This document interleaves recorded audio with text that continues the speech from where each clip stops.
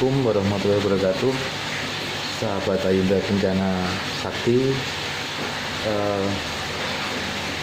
apa kabar? Kabar baik ya.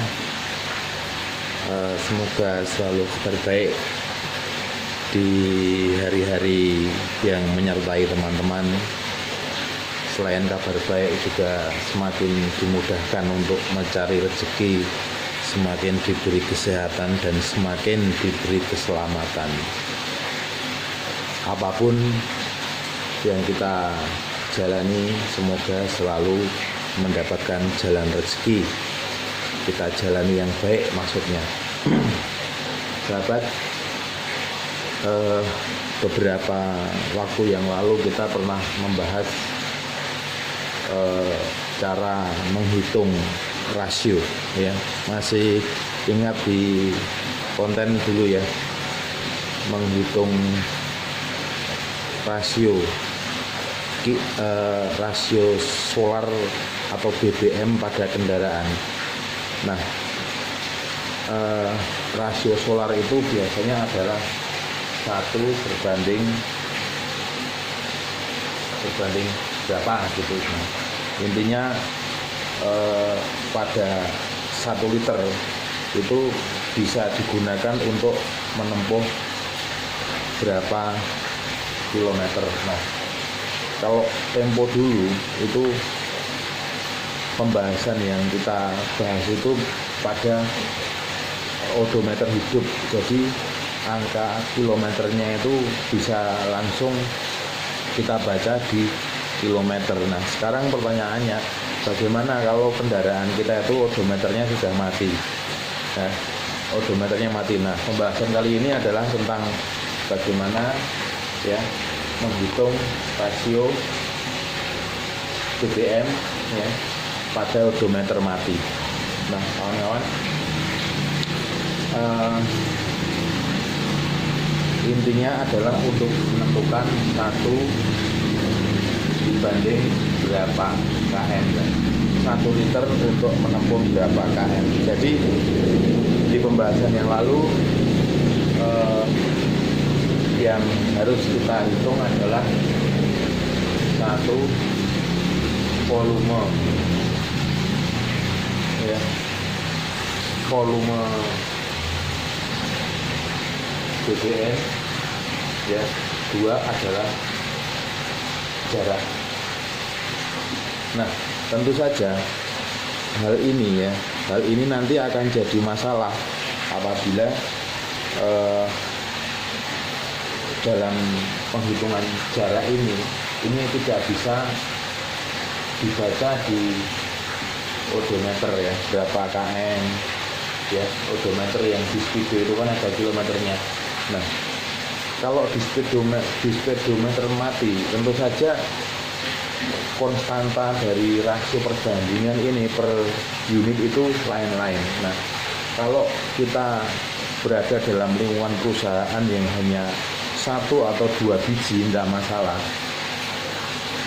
tinggal masing-masing dites seperti cara yang nanti akan kita lakukan. Tetapi kalau kendaraan kita banyak, pernah dulu saya dalam sebuah perusahaan waktu masih bekerja dengan orang lain itu saya membawai 15 kendaraan.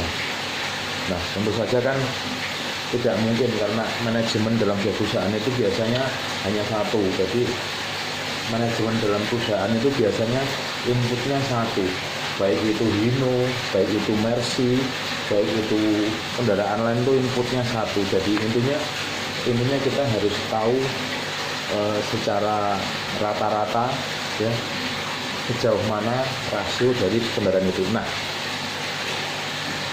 sekarang yang paling penting kalau BBM itu sama ya, tetap pada pom bensin. Nah, sekarang jarak ini berapa kilometer? Nah, tentu saja pertama yang harus kita tentukan itu adalah titik atau jalur atau trek untuk pengujian kendaraan tersebut ya. Kendaraan tersebut itu harus melalui titik yang kita tentukan, di mana titik itu adalah mewakili satu kemacetan, dua traffic light, ya traffic light, tiga kalau ada tol road, itu kalau ada ya, kalau ada tol road. Nah, keempat ini jalan biasa itu nanti kalau bisa itu datar dan menanjak. Nah, dipilih kriteria jalan ini mewakili. Jadi untuk apa? Supaya dalam kita menghitung rasio nanti itu faktor biasnya itu sedikit ya, ketepatannya itu bisa dikatakan mendekati mutlak. Nah, contoh dari jalur ini, contoh kan kita di Semarang, jadi nanti kita contoh tempat-tempatnya di Semarang. Kalau di tempat teman-teman yang mungkin mungkin kurang bisa mewakili, ya mungkin teman-teman bisa yang mendekati seperti apa. Nah, contoh kita berada di suatu tempat ya, namanya Kali Banteng. Nah, kita mulai dari sebuah pom bensin. Kenapa dari sebuah pom bensin? Nah, sebab saat kendaraan tidak nyala odometernya ya, itu rata-rata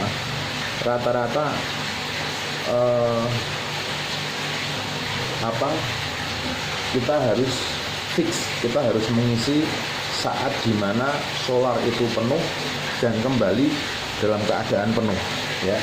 Jadi kita harus satu, kita Kali Banteng ya. Kali Banteng ke barat menuju ke pintu masuk Krapyak tol ya. Nah, sudah ya. Ini dari Kali Banteng menuju pintu masuk ke Krapyak itu ada sedikit macet dan sedikit nanjak ya. Nah, kita dari pintu tol masuk Krapyak tol itu masuk tol gitu, keluar di Genuk atau Terboyo. Nah, Genuk Terboyo ini mewakili untuk tol ya, untuk rute tol juga ya. Kemudian keluar tol Genuk itu masuk arteri ya,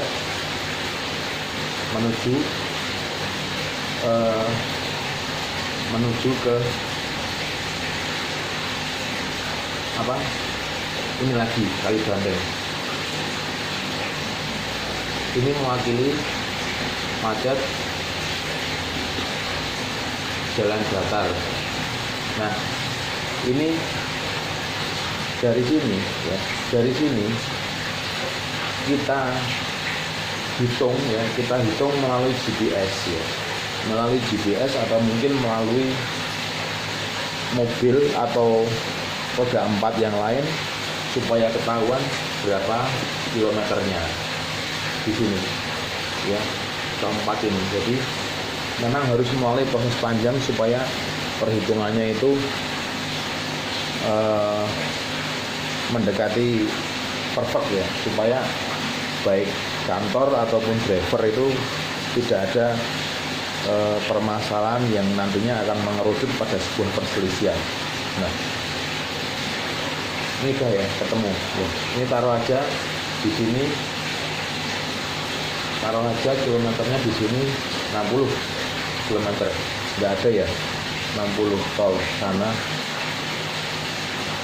Ini taruh di sini kilometernya 40 kilometer, seperti itu ya. Nah, ketemu udah. Ini sudah kita ukur dengan menggunakan GPS ya, ya. Nanti dari Kali Banteng ke pintu tol GPS berapa, atau pakai kode mobil berapa, atau pakai dua-duanya lebih bagus. kemudian dari pintu tol masuk Krapyak menuju ke Genuk Terboyo itu berapa kilometer, kemudian dari Kalibanteng ke POM ini berapa meter. Ini contoh ketemu 40 kilometer. Ya, ya. Ini ketemu jarak 40 kilometer. Nah, itu untuk jarak 40 kilometer untuk pengetesan. Nah, sekarang bagaimana pada masalah kendaraan? Ya.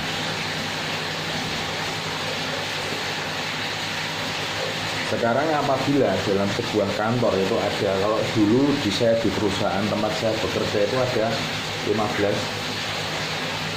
mobil, 15 bis. Ini saya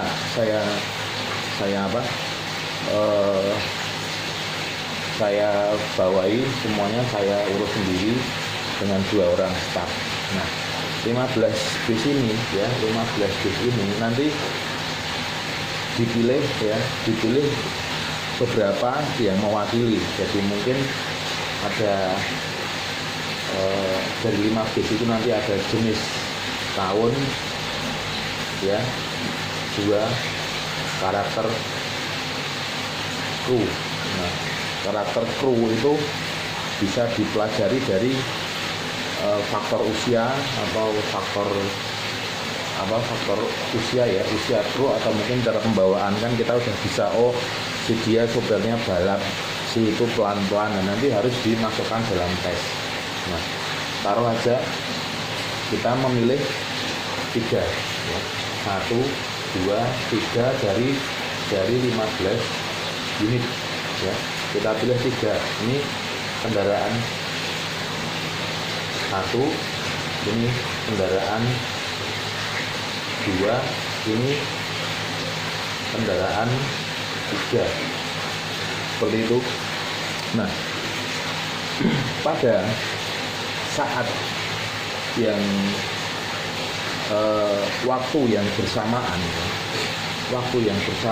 ini kendaraan 1, kendaraan 2, kendaraan 3 ini disuruh melewati rute yang 4 tadi, ya. Start dari Kalibanteng, ya, masuk ke tol Krapyak, keluar Genuk, ya, arteri ke POM lagi, ya. Jadi dari POM kembali ke POM itu harus penuh. Nah, dari sini nanti ketemu rata-rata, misalnya ini 26 liter, ya. Kemudian kendaraan 2 23 liter. Kemudian kendaraan 3 ketemu 29 liter. Karena ini tadi sopir yang balap, yang ganter, ya. Nah, di sini nanti kita jumlah. Seperti kita menjumlah hitung-hitungan itu, ya. 6 tambah 3 berapa? 26, 23. 6 tambah 3, 9 tambah 9, 8, 1, 2, 3, 78, ya. Kita hitung pakai kalkulator lagi biar fix.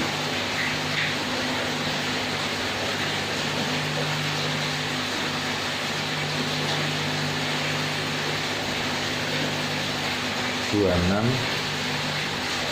tambah 23 tambah 29, ya, betul, 78. Nah, dari 78 ini nanti kita hitung rata-rata dibagi 3, ya, maka ketemulah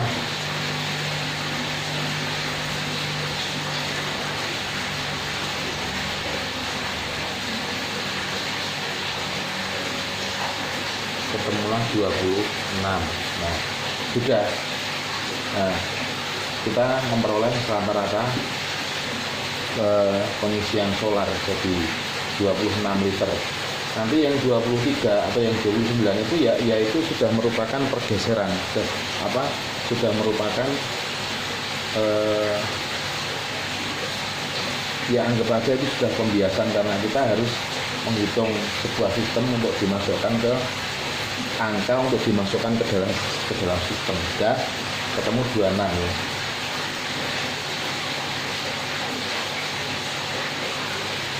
Ketemu 26 ya. Oke. Jumlah pengisian BBM. Nah, sudah kawan. Ini sudah ketemu kan? Sudah ketemu. Dari ini liter ya. Dari 1 liter itu untuk berapa kilometer ya kan? Jadi sini ada 26 liter itu untuk 40 kilometer. Jadi 1 liter itu untuk menempuh ya 1 liter berarti kan 40 dibagi 26 begitu ya, 40 dibagi 26.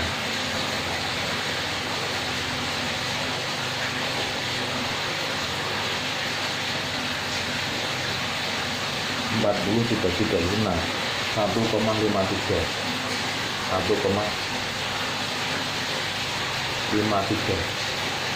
Nah, sudah ketemu ya.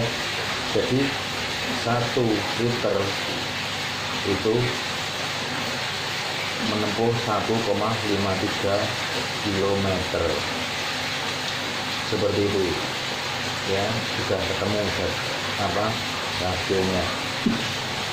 1 liter untuk menempuh 1,53 kilometer. Ini hanya contoh kawan-kawan. Ini hanya contoh. Coba kalau mobil besar bus itu paling KM-nya itu perbandingannya di sini 3 atau 2,8 ya.